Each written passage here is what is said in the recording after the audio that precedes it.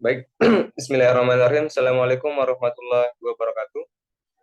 Alhamdulillahirrahmanirrahim. Wassalatu wassalamu ala asrofil anbiya'i wal mursalin Sayyidina Muhammadin wa ala alihi wa sahbihi ajma'in. Yang saya hormati Bapak Lelu Takdir Jumaidi SEMSA AK selaku dosen pengampu mata kuliah akuntansi koperasi dan MKM dan teman-teman yang berbahagia. Puji syukur kepada Allah dan sama-sama melepaskan Alhamdulillahirabbil alamin dan salawat serta salam kepada baginda Nabi besar Muhammad sallallahu alaihi wasallam dengan sama-sama melepaskan Allahumma sholli ala sayyidina Muhammad wa ala ali sayyidina Muhammad. Baik, perkenalkan kami dari kelompok 2 akan mempresentasikan hasil dari kelompok kami yaitu mengenai koperasi konsumsi. Namun sebelumnya izinkan saya untuk memperkenalkan anggota kelompok. Yang pertama yaitu Sri Devi Wisnumurti dengan NIM A1C020234. Kemudian yang kedua Yogi Firman Hadi A1C020261 saya sendiri, dan yang ketiga itu Ayu Apriliani dengan NIM A1C0269. Baiklah, untuk penjelasan pertama yaitu mengenai pedoman akuntansi koperasi konsumen akan langsung saja disampaikan oleh anggota kelompok saya yaitu Sri Devi, kepadanya dipersilakan. Baik, terima kasih kepada moderator yang telah memberikan waktu kepada saya.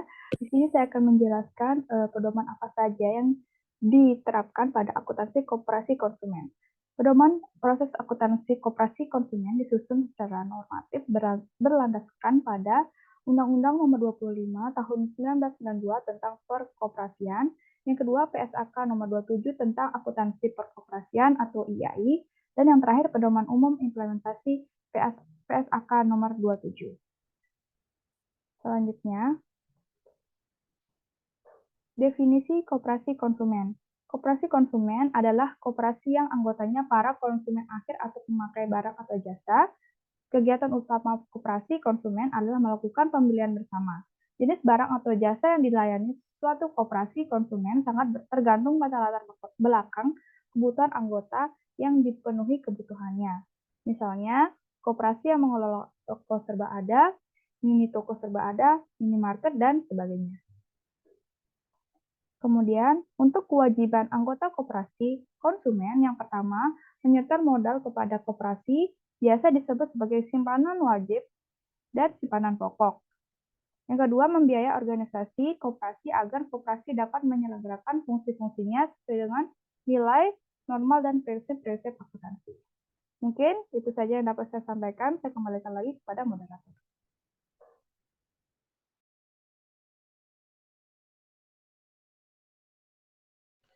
Baik, saya ucapkan terima kasih kepada Saudari Sri Devi Wisnumurti atas penyampaian materinya.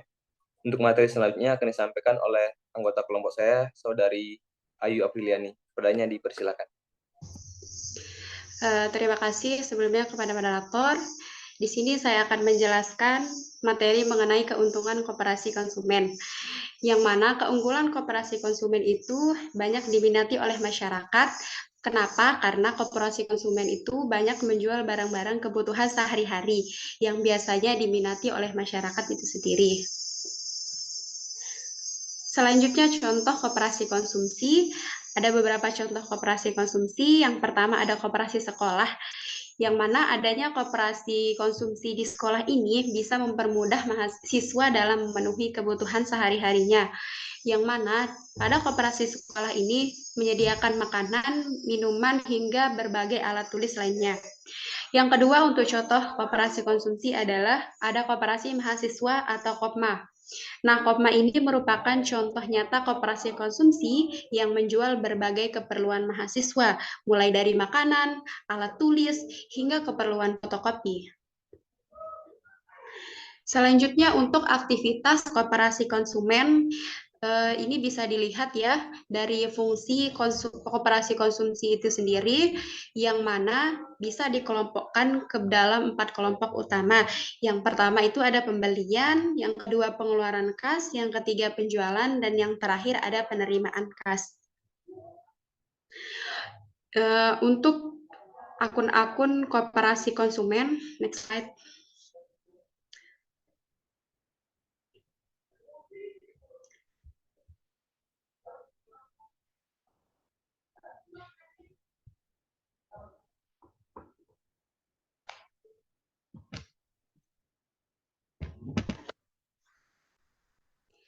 Untuk akun-akun koperasi konsumen, di sini ada banyak akun ya, yang mana saya akan membacakan akun-akun koperasi konsumen itu sendiri.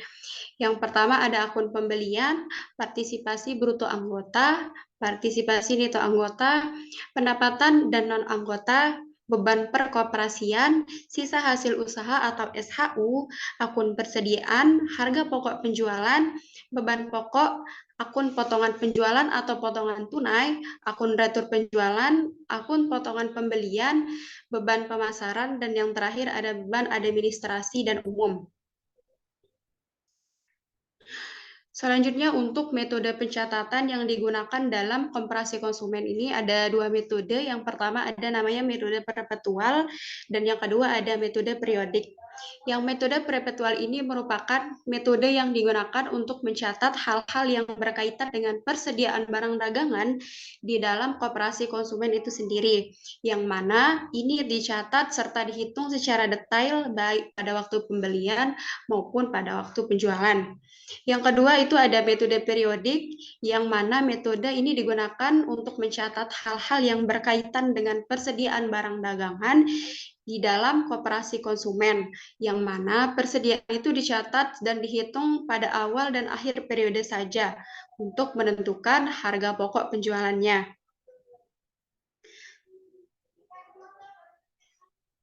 Selanjutnya untuk contoh transaksi dalam koperasi konsumen itu yang pertama ada pembelian barang dagangan.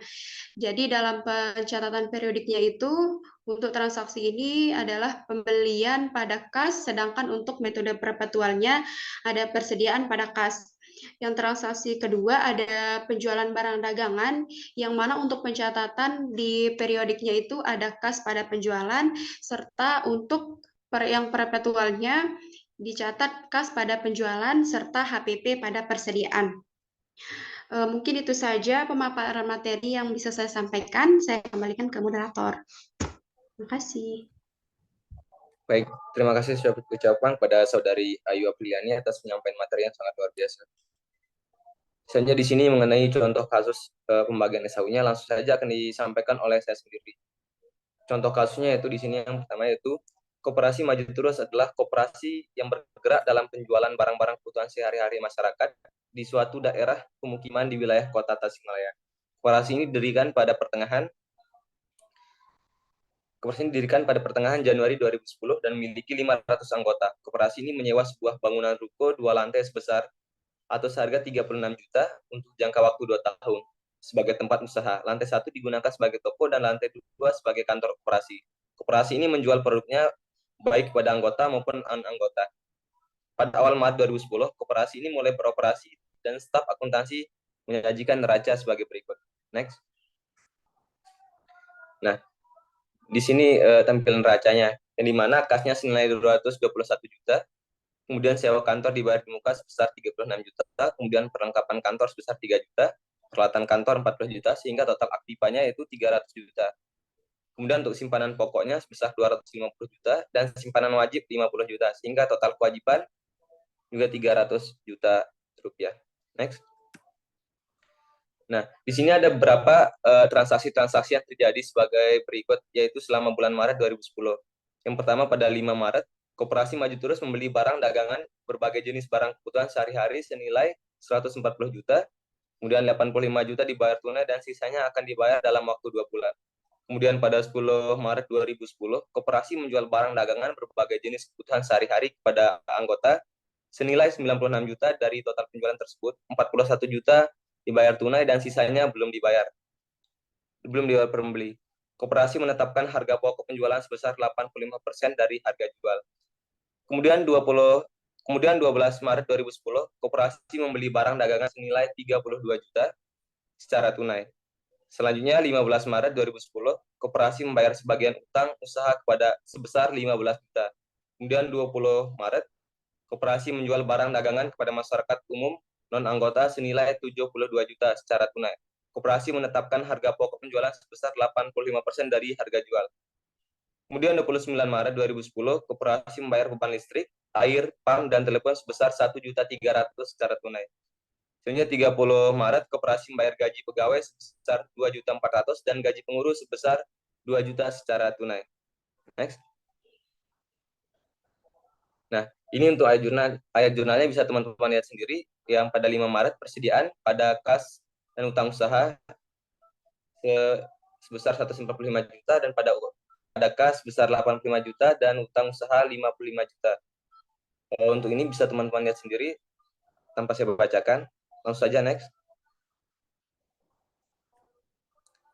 Nah, di sini hasil jadinya yaitu untuk neraca saldo koperasi maju terus pada 31 Maret 2010. Yang dimana kasnya nilai di debit sebesar 196.300.000, kemudian piutang anggota di debit 55 juta, kemudian persediaan di debit 29.200.000, kemudian sewa kantor dibayar di muka di debit sebesar 36 juta. Kemudian perlengkapan kantor juga di debit sebesar 3 juta, kemudian peralatan kantor sebesar 40 juta debit.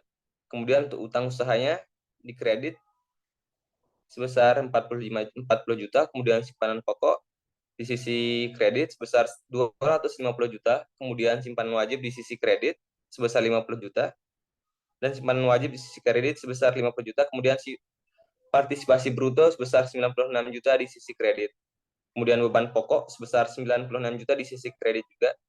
Dan untuk selanjutnya di sisi debit yaitu beban pokok sebesar 81.600.000, kemudian harga pokok penjualan 61.200.000, kemudian beban listrik, air dan telepon 1.300.000, beban gaji pegawai 2.400.000 dan beban gaji pengurus sebesar 2 juta.